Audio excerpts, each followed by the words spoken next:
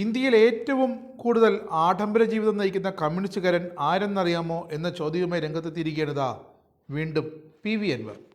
അപ്പോൾ തന്നെ എന്താകും ഉത്തരമെന്ന് കേൾക്കുന്നവർക്കെല്ലാം മനസ്സിലാവും.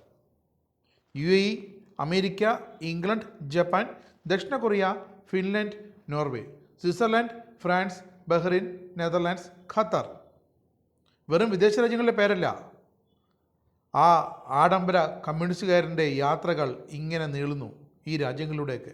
വിദേശ നിക്ഷേപം കൊണ്ടുവരാനാണ് ഈ യാത്രകൾ എന്നൊക്കെയായിരുന്നു വിശദീകരണം. എന്നാൽ കുടുംബവുമൊത്തുള്ള ഈ സന്ദർശനങ്ങൾ കാരണം കേരളത്തിൽ നിക്ഷേപം നടത്തിയ ഏത് വിദേശ രാജ്യമാണുള്ളതെന്നും ഏത് വിദേശ കമ്പനി ഉള്ളതെന്നുമാണ് അൻവർ തൻ്റെ ഫേസ്ബുക്ക് പോസ്റ്റിൽ ചോദിക്കുന്നത്. ആ കുറിപ്പ് ഇങ്ങനെയാണ് പി അൻവറിൻ്റെ: 10 വർഷത്തിനുള്ളിൽ നടത്തിയ വിദേശയാത്രകൾ UAE മുതൽ ഖത്തർ വരെ നീളുന്നു.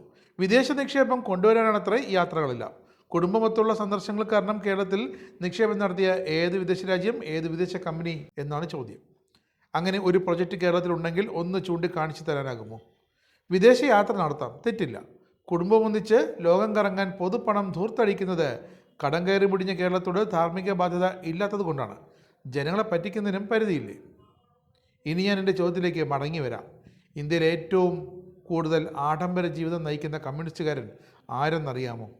ഇതിനുത്തരം അൻവറും പറയാതെ പറയുന്നുണ്ട്, വായിക്കുന്നവരും അവരുടെ മനസ്സിലും പറയാതെ തന്നെ ഉത്തരം എത്തുന്നുണ്ട്.